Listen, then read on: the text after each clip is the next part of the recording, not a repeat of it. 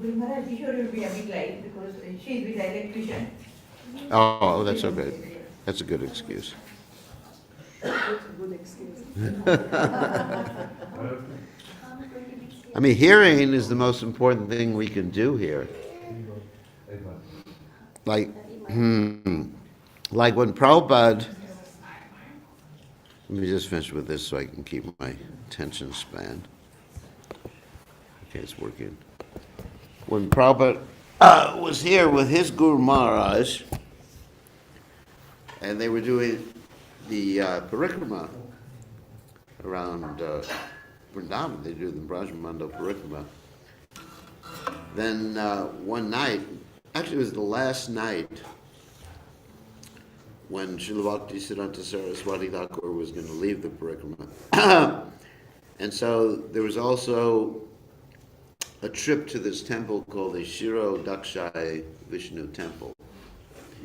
And so they made an announcement, anybody who wants to go to the Shiro Dakshai Vishnu Temple can go. Oh, blessings.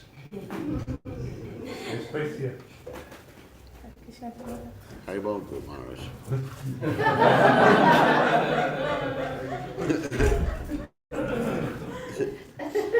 Because she actually thinks that she's the Guru.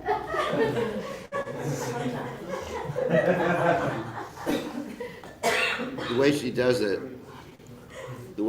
she says, Guru Maharaj, you would really like to do this. And I said, I would not like to do this. And she says, I know you, you would really like to do it. And I said, I know me better.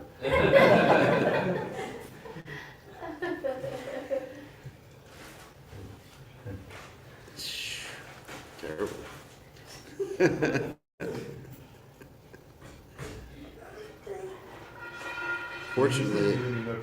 Fortunately, I was brought up in a home with a very pushy mother, so I know how to deal with all these things. So let's go. Okay, we're online now.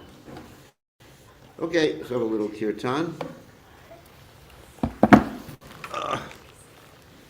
Let's see if I can do it sitting in this thing.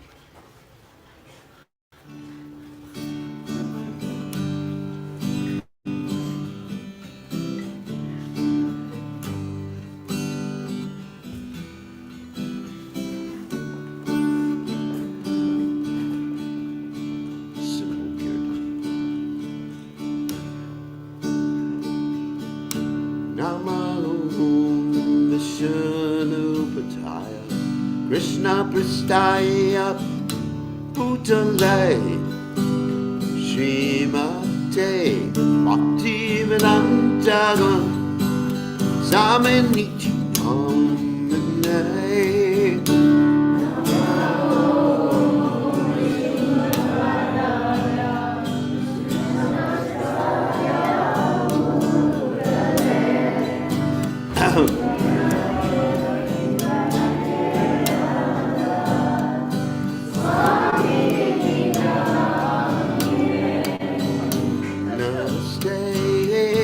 Saraswati Devi Gurbani Pacha Negi Nirisesha Shunyavani Asachari Zatanane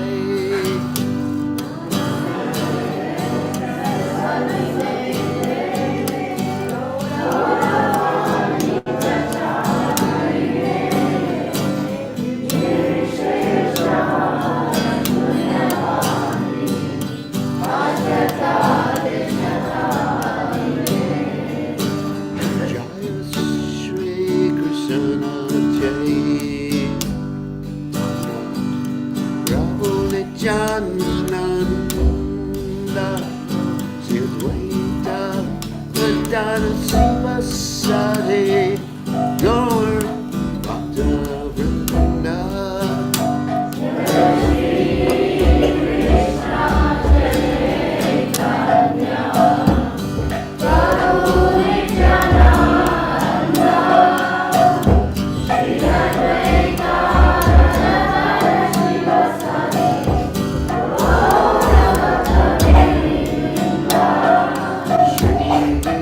Krishna Chaitanya Prabhu Nityananda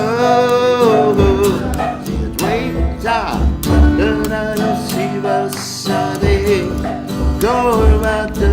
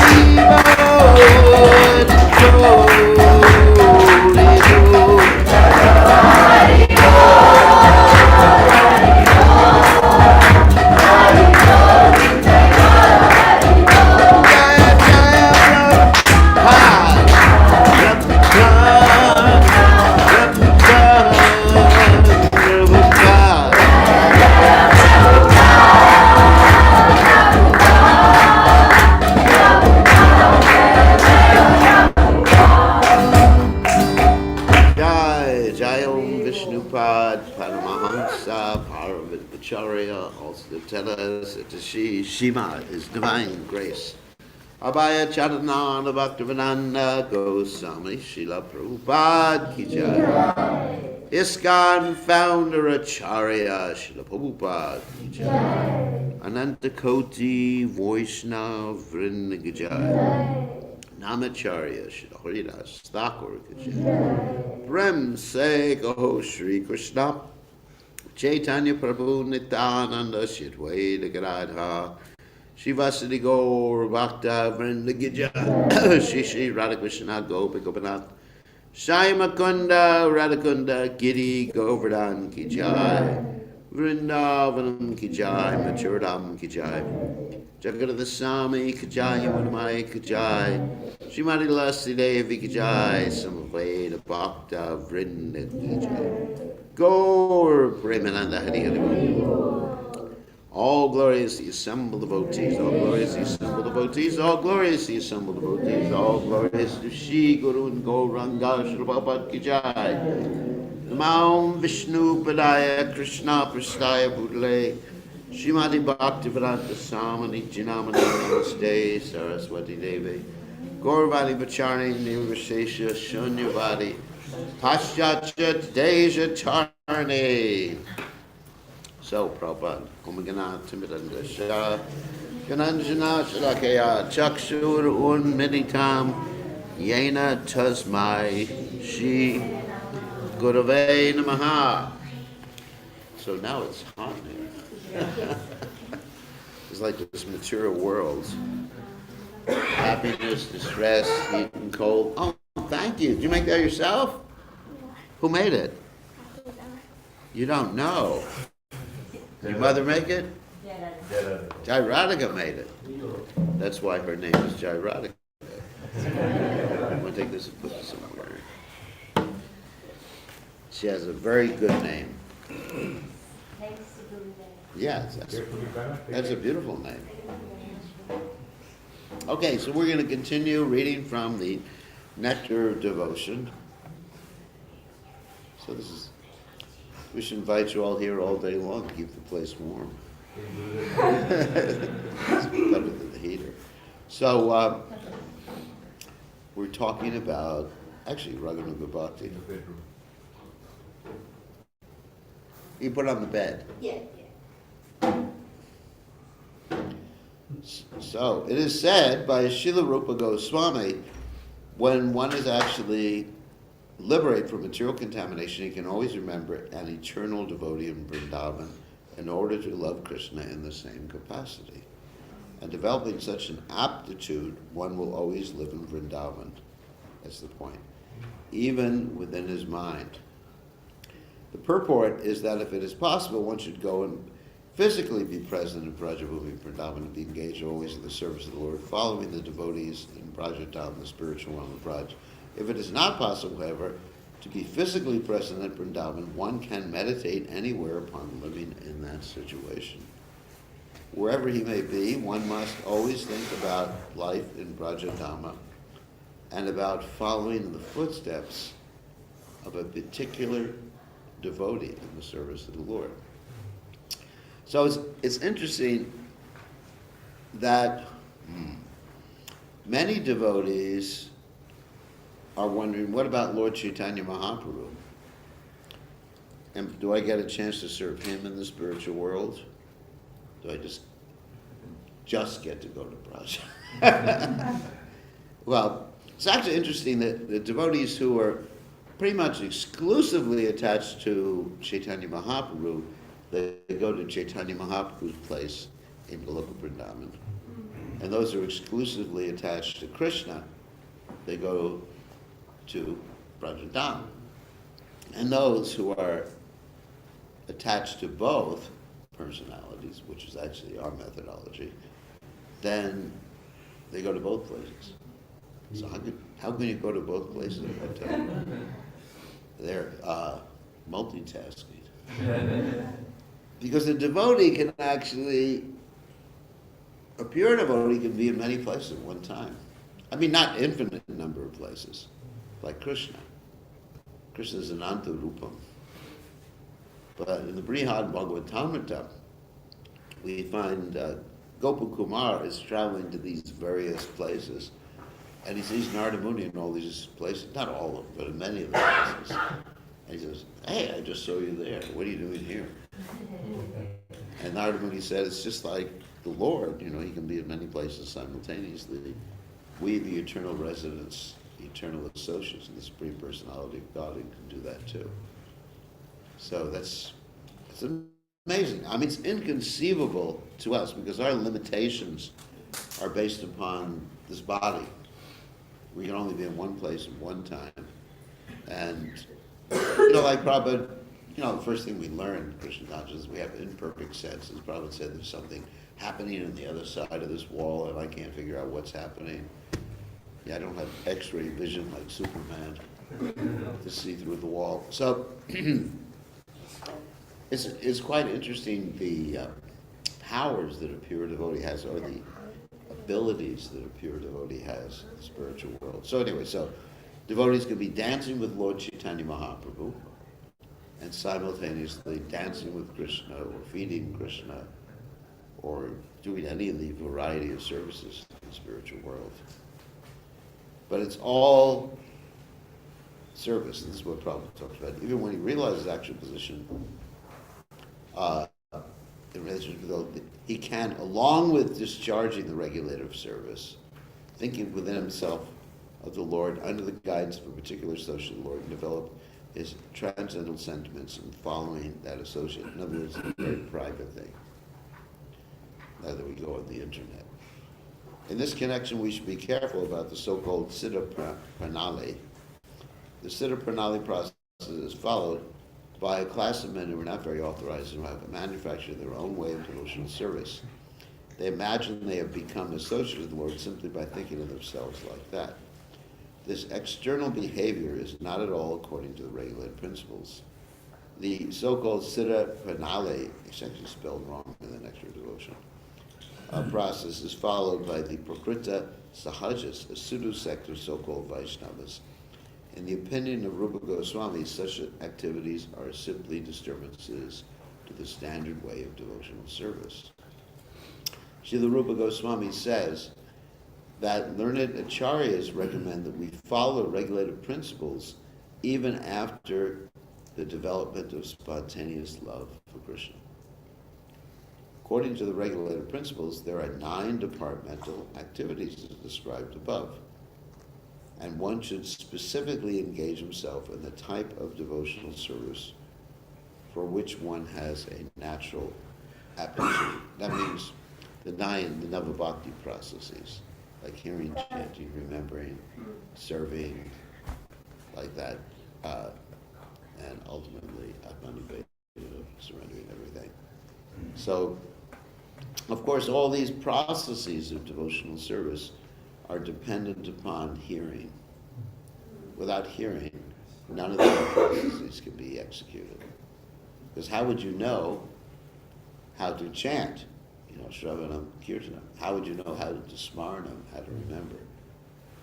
How would you know how to padasevanam? You mean serving the lotus feet. How would you know how to do archanam? Deity worship.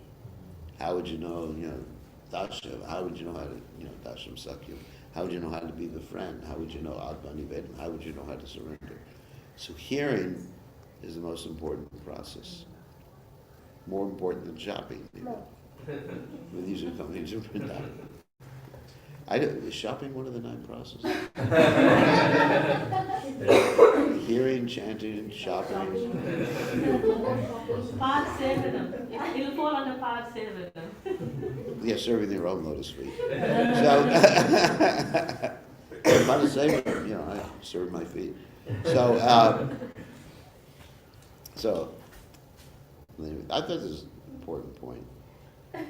So in other words, we have a natural aptitude to do one of those, or several of those processes. So everybody should be engaged according to their psychophysical nature. Like you see, in the 9 processes of devotional service, there's a particular exemplar for each of the processes. This is a test for all of you, to see if you understand Shastra. Who is the exemplar for Shravanam? That's easy. That's an easy one. Yeah. Not you, Doug. You know everything. He knows everything because he has a PhD. That's what will show Krishna at the gates of heaven. What? Shukadev. Kirtanam? Wait, I thought hearing. Shravanam is Parikshit Maharaj, sorry. I was skipping ahead. Kirtanam is who?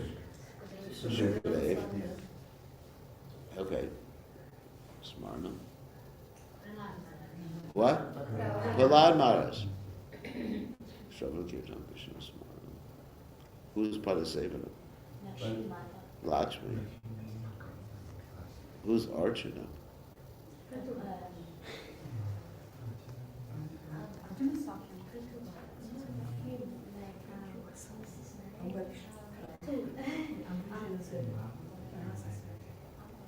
Sometimes it's right Ambarish Maharaj. Ambarish Maharaj. Who is Sakyam? Arjuna. Who's Dasha? Hanuman. And who is Atman Veda? Bali Maharaj. That's good. So all of us have a specific service that we can engage our mind in.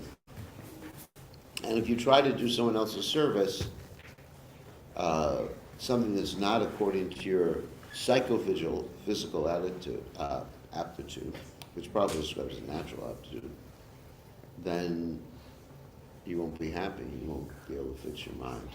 So one of the duties of the spiritual master is to engage the disciple according to their psychophysical nature. So how do you ascertain the psychophysical nature of someone? That's my question. Does anyone know? What you can do for 8 hours a day. Yeah, that's actually, my answer. That was the answer I gave everybody. No, you sit them in front of all the, even if they happen to be 50 years old, you put them in front of a book, in front of gold, in front of a weapon, in front of a hammer. See which one. Can anyone think of a story where adults were tested as to their varna from the Mahabharata? Adults, not kid, but by the same methodology. Bindless? What? Bindless? Yeah, when? In exile. Exile, but where? Oh, where they were hiding, they got found, or not? Yeah, but when? What was the scenario? They were living in anonymity. They were anonymous. They're anonymous, but Oh, the king no, that's not really the story. Not when the Pandavas were hiding. That doesn't really apply. It applies to when Arjuna won Draupadi. That Drupada wanted to know what was the nature Yes. of the person who was marrying his daughter. So he put all these weapons out, and he put gold out, and he put, other things like this. I guess they didn't have hammers in those days. Whatever was Shudra's occupation. And they chose, it's described in the Mahabharata, they immediately walked up to the weapons and started examining them. So you can actually test someone's mode of nature in that way, by seeing what they're attracted to. Okay.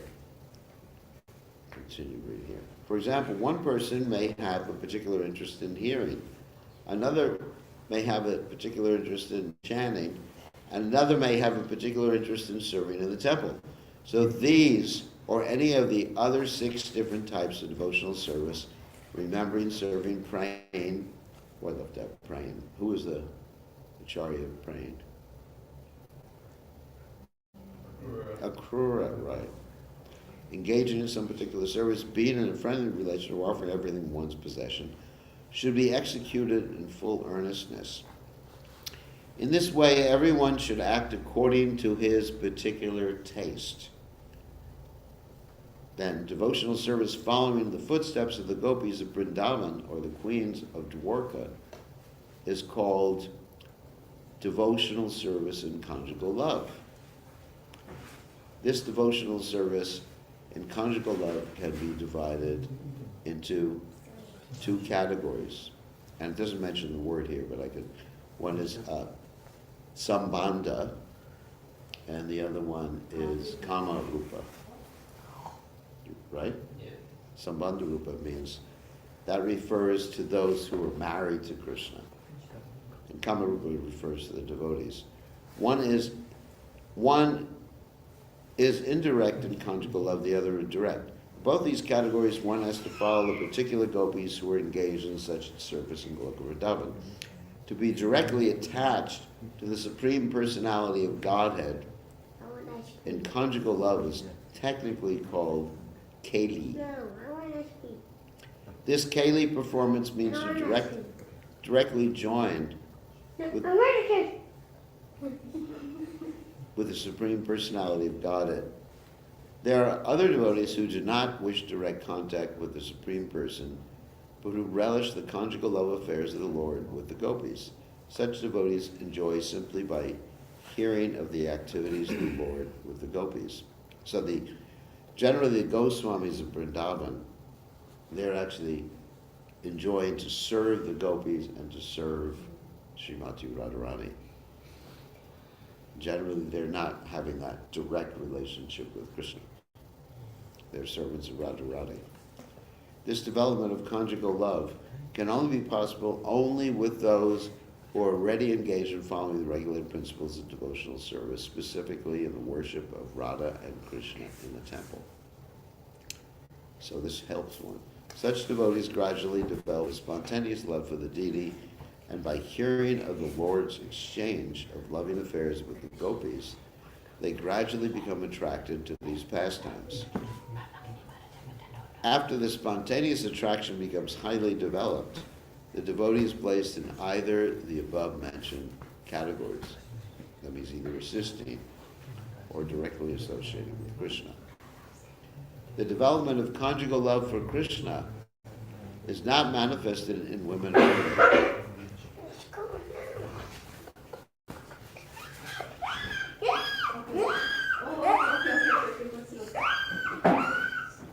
This is his calm state. Yeah, I know pretty well. This is when he's actually calm.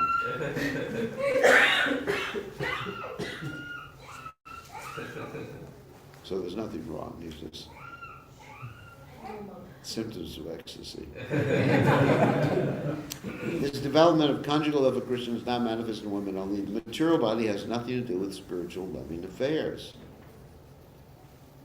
So, in other words, doing things with the body has nothing to do with developing our relationship with Krishna. Like a man puts lipstick on his body, it doesn't help him develop a relationship with Krishna. One time I was joking with someone and I said, please tell me how to put a sari on. It has nothing to do with anything. A woman may develop an attitude for becoming a friend of Krishna, and similarly, a man may develop the feature of becoming a gopi in Vrindavan. How a devotee in the form of a man can desire to become a gopi is stated in the Padma Purana as follows. In days gone by, this is an interesting story, there were many sages in Dandakaranya. Dandakaranya is a forest. Dandakaranya, well, that's what Prabhupada says here, is the name of the forest where Lord Ramchandra lived after being banished by his father for 14 years. At that time, there were many advanced sages who were captivated by the beauty of Lord Ramchandra and who desired to become women in order to embrace the Lord. Later on, these sages appeared in Goloka Vrindavan when Krishna advented himself there, and they were born as gopis or girlfriends of Krishna. They're actually called the Munichara gopis. There's many different groups of gopis. And the reason they couldn't embrace Lord Ramchandra in the mood of the conjugal mood, because Lord Ramchandra had taken this vow of only one wife, Ekapatni Vrata. And Krishna never took such a vow. In this way, actually Lord Ramchandra was so faithful to Sita, he is, as we mentioned previously, is Maryada Purushottam, that even when Sita was banished, and he had to perform these sacrifices, and a wife is required when a husband is performing a sacrifice, then he had like a statue made of Sita Devi, like a golden statue. And he was performing the sacrifice with a golden statue. So he never, basically Lord Ram never thought of anyone else, in a conjugal way other than Sita. And Sita Devi never thought of anyone else other than Ram. In the same way, Krishna actually only thinks of Srimati Radharani. Everyone else reminds him of Radharani.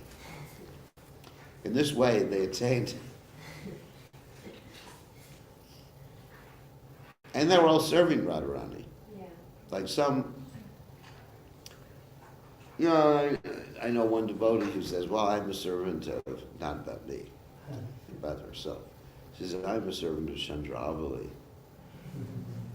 And then every time we chant in the temple, Jaya Radhe, Jaya Radhe, she walks out of the temple. I said, don't you understand? Chandrabali is serving Radharani by evoking a particular mood. Yeah, mood of jealousy. She's actually Radharani serving. Like we were talking about this place where we go around Govardhan, this Saki Kund, remember? Saki Kund is where all the gopis meet and they plan out all these different pastimes. So, of course, at the same time, then you have devotees who don't even want to go near Saki Stali, which is where Chandravali is. But that's in the mood of service to Radharani. So really you have to understand that Chandravali is always trying to serve Radharani by bringing out this mood. Like Krishna likes to bring out Radharani's mom too. And the way he does that, he mentions Chandravali's name. And actually, I was reading one story, it's really interesting, how Krishna stood up Radharani the whole night. You know what standing up means? It means he made her wait the whole night. You know, can you imagine that? She's out there waiting in the Kunja, and he comes, you know, when it's practically dawn. He says, here I am.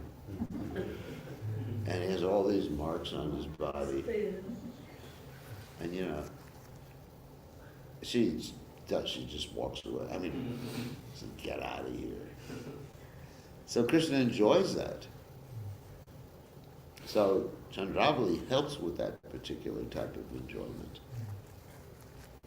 So one has to understand that. She's an extension of Radharani. Oh, expansion. She's an expansion of Radharani. So she's very dear to Radharani. One has to see these pastimes are Leela. They're playing and they're enjoying. And if you read the Gopal Champu, for example, which I have a narration of. Did you ever hear my narration of the Gopal Champu? That you should listen to. It's available on the internet. Yeah, it's available on the internet. And the Gopal Champu deals with how Krishna and Radharani are actually listening to stories about their pastimes in Vrindavan and their pastimes elsewhere. I mean, it's really a wonderful book. And it's in a play form. They're actually attending a recitation of their pastimes. And they're listening, you know, they're in Goloka Vrindavan and they're listening and they're thinking, oh, this is amazing. We did this, we did that. So it's play there in the spiritual world. I mean, it's serious, but it's play. They're enjoying it. 24 hours a day, you know, they're enjoying it. And they're just being very playful with each other. It's not that there's actual hate there. So one has to understand that very nicely. So, we explained about the gopis. It is clear that the sages of Dandakaranya desired conjugal love in the matter of the gopis. Although they were well aware of the Supreme Lord as both Krishna and Lord Ramchandra, they knew that Ramchandra is an ideal king and could not accept more than one wife, but Lord Krishna, being the full-fledged personality of Godhead, could fulfill the desires of all them in Vrindavan. These sages also concluded that the form of Krishna is more attractive than that of Lord Ramchandra. And so they prayed to become gopis in the future lives, to be associated with Krishna. Lord Ramchandra remained silent. In other words, they prayed in such a way, according to this, that Lord Ramchandra was hearing their prayers. We want to become gopis. This is actually that story when one time Sita Devi asked Lord Ramchandra, what do you look like in Dwapara Yuga? Does anyone know that story? And Lord Ramchandra took his bow and arrow, or his arrow, not his bow, and he carved a deity on stone. And that's the deity of Gopinath, Shirachora Gopinath. We've seen it. You went with me one time to see that TV. So Lord Ramchandra remained silent, and his silence shows that he accepted the prayers of the sages. Thus they were blessed by Lord Ramchandra to have association with Lord Krishna in their future lives. As a result of that benediction, they all took birth as women in the wombs of the gopis at Gokula, and as they had desire in their previous lives, they enjoyed the company of Lord Krishna, who was present at that time in Gokula Vrindavan. The perfection of their human form of life was thus achieved by their generating a transcendental sentiment to share conjugal love with Lord Krishna. Conjugal love is divided into two classifications, namely, conjugal love as husband and wife, and conjugal love as lover and beloved. One who develops conjugal love for Krishna as a wife is promoted to Dwarka, whereas the devotee becomes the queen, of the Lord. Those who develop conjugal love for Krishna as a lover are promoted to Goloka Vrindavan to associate with the gopis and enjoy loving affairs with Krishna there. We should note carefully, however, that this conjugal love for Krishna, either as a gopi or queen, is not limited only to women. Prabhupada says the same thing he said before. Even men can develop such sentiments as evidenced by the sages of Dandakaranya. If someone simply desires conjugal love and does not follow in the footsteps of the gopis, he is promoted to association with the Lord at Dwarka. In the Mahakurma Purana, it is said, great sages who were the sons of fire gods rigidly followed the regulated principles in their desire to have conjugal love for Krishna. As such, in their next lives, they were able to associate with the Lord, the origin of all creation, was known as Vasudeva or Krishna. Every one of them got him as their husband. Anyone here want to be married to Krishna?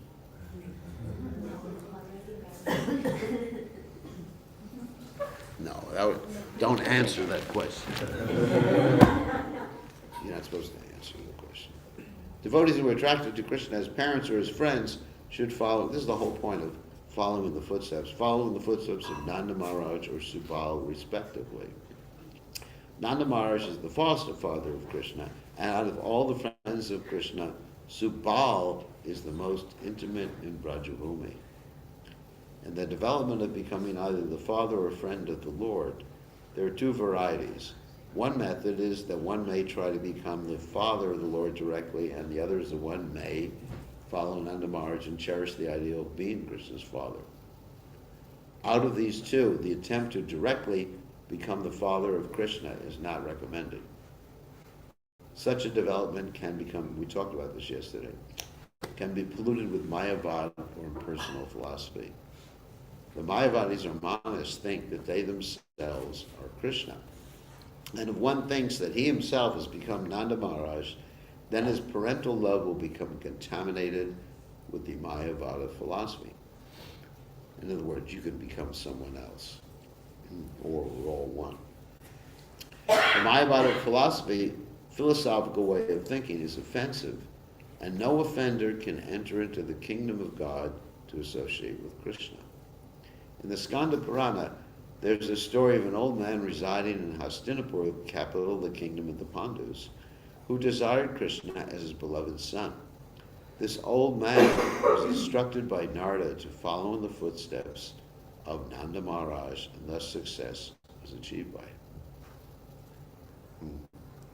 There's a statement in the Narayana Vyuha Stava prayers that persons who are always engaged in thinking of the Lord as their husband, friend, father, or well-wisher are always worshipable by everyone. The spontaneous love for Krishna can only be developed by the special mercy of Krishna or his pure devotee. This process of devotional service is sometimes called Pushti Marg. Pushti means nourishing and Marg means path. Such development of sentiment nourishes devotional service to the highest standard. Thus it is called the path of nourishment or Pushti Marg. The Vallabha Sampradaya, which belongs to the Vishnu Swami sect of Vaishnava religion, worships Krishna in this Pushti marg.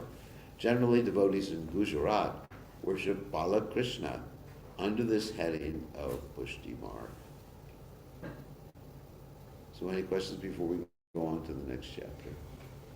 Questions? I have one. Yeah. Those, the sages who wanted to become gopis Yeah. in the conjugal relationship, weren't they already gopis before they became sages? I mean, weren't they extensions of the? I'm trying to understand. No, Or they were jiva souls. They were jiva souls. Yeah, they're jiva And souls. they can become gopis. That actually is not really become gopis. They realize their nature is gopis. Okay. Nobody becomes anything that they're not. It's a really important point because there's this whole philosophical, I would say, discussion, argument, challenge going on right now as to what is the nature of the soul. And of course, we as Prabhupada's followers and followers of Srila Bhaktivinoda Thakur, acharyas, we know the nature of the soul is jivera svurbohina Krishnas, and nature of the soul is to love Krishna, and also we understand the soul has an inherent relationship or inherent nature in terms of the 5 different rasas. So it's a question of awakening. So the sages in the Karanya were already gopis, they were just realizing it. Just like you and I and Kana already have our nature in this, our spiritual nature relationship with Krishna. Your Kana could be a gopi. Kana gopi. Like a tree or something also. Right? What? We could be like a tree or a plant. I don't know how You he know? wants that. Not that we want to be, but I'm just saying. Right. I know, no, he may want to be. Yeah, and when one awakens their spiritual nature, that's the process. We were hearing this from Prabhupada. It's described that becoming Krishna conscious is like when this is appropriate for here, when the sun comes out and the fog is lifted. I forget the Sanskrit, Bhaskaram or something like that for fog. Anyway, this is a verse in the Srimad Bhagavatam that says that, it's like the sun coming up, the fog gets dissipated. So we're in a fog right now. Just like when we came here, we couldn't see 2 meters in front of us. But then when the sun comes up, hasn't come up today. So we're in Maya today. So when the sun comes up, you can actually see everything in front of you. So in the same way, when the sun of Krishna rises, Krishna Surya Sam, Maya Andakar, by the chanting of the Hare Krishna mantra, Chaitodar Brahmajanam, the heart becomes cleansed, and then we can understand our real spiritual nature. So it's a process of waking up. Nobody gives it to us. I mean, the process of Siddha Pranali would be that someone would say to you, "Oh, Jai Radhika, you are a cow in the spiritual world, and your name is Bhumi." Don't take that literally. Or else she'll just get down on her hands and knees and start mooing all day long to practice her spiritual nature. Someone No. did, isn't it? What? Someone did that, right? Someone They- was told that they're a cow. And Yeah, I mean, yeah. the Baba, if you go to Radhakund, you will find someone who will tell you Yeah, who you it's are. Pranali, and someone was That's told Siddha that Pranali. peacock and Siddha Pranali it's like is that. also involves something called a Kadashi Baba, a Kadasha Baba, which means the 11 aspects of your personality, like how you dress, what your service is, where you are, etc., like that. So that's Siddha Pranali. Whereas the devotee, he's woken up, he or she is woken up to his or her spiritual nature by the process of bhakti. And, the guru can actually ask questions, what do you feel like? You see this in the Jaiva Dharma of Bhaktivinoda Thakur. This is what's happening. When the guru ascertains that someone's on the platform, then it's sort of it's called the Mayudic method, which you probably don't know what that word means. Mayudic refers to just like when a midwife delivers a child. The child doesn't come from the midwife. The midwife helps the lady deliver a child. So in the same way, by the association of sadhus, then one may be helped to understand one's nature, but the sadhu doesn't give you your nature. So, anyway, yes. So do we, is it essential for us to realize our Siddha Swarup before we leave this No. body? Or does it have It's essential for us to serve, please, Master, and please, Lord Chaitanya Mahaprabhu. So basically we can go back to Godhead even without realizing Well, no, you have to realize beforehand, but in the next life, you'll take birth, in the next. where Krishna's pastimes are taking place. I mean, like you see, there were some gopis who took birth who weren't quite 100% perfected. And when they were stopped from going to dance with Krishna by their so-called husbands, then their intense desire, lollium or hankering, was the final purification that they needed. And then they joined Krishna in their spiritual bodies. So don't worry about it. Actually, I just worry about serving Prabhupada. And then Prabhupada takes care of everything for me. I can't. I don't have time to sit down and figure out who I am. So, any other questions? It's 5:35. So tomorrow we'll go to the Vrindavan and we'll leave here at, what about 9:30? Just come back. 9:30 in the morning. And there'll be an initiation. And for those of you who want to go to the different temples in Vrindavan, you can do that. Of course, today some of the devotees did too. And you can also shop after the initiation. I actually have one question about it. Could you go with some other groups that were probably the same before, like in the, not his house that's there in the one upstairs? Vamshi Gopal temple you're talking about? No, it's on that Krishna Balaram property. But Yeah. not the one that's on the bottom floor.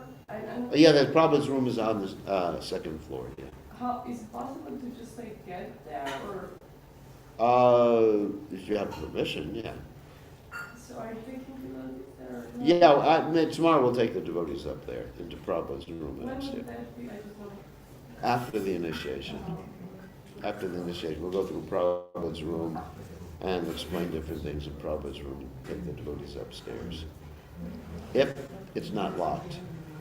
They'll open it for you, Gurudev. For me, yeah. Yeah, I'll take the devotees upstairs. That was Prabhupada's room, but when Prabhupada became too sick, he wasn't able to utilize the room up there, so they took him downstairs. Okay, questions? Other questions? No? Okay, thank you very much. All glories to His divine grace. Oh, someone has a question online.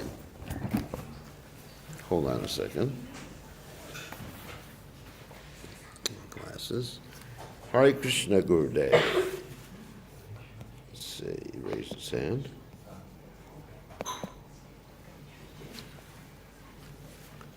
I just wanted to know if it's okay to chant with your left hand.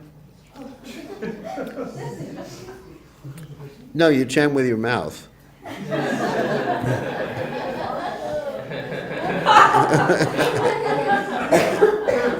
Hare Krishna. What he's asking is it all right to hold the beads with the left hand. Why would one want to do it? Because we have lefties here. I think it's better just use the right hand. I don't know. I mean, sometimes people are left-handed and they have a lot of difficulty.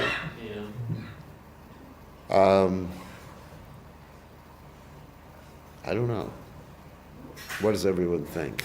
Isn't the whole reason for that like the left hand is Mushi and the right hand is Sushi? Yeah, but there's the culture too, you know. Yeah. Yeah, because they're probably using the right hand to do Muchi things Yeah, so and the left hand to do Suchi things. yeah. But then at the same time, people will criticize. I know he said he's left-handed. Is there any way you can use your right hand and train yourself up? I mean, I could definitely train myself up with my left hand if I had to chant on beads. Yeah. Maybe. Some people Krishna Kshetra Prabhu press it was- to eating. What? Krishna Kshetra Prabhu was also left-handed. So he trained himself up And too. he trained him up. Yeah.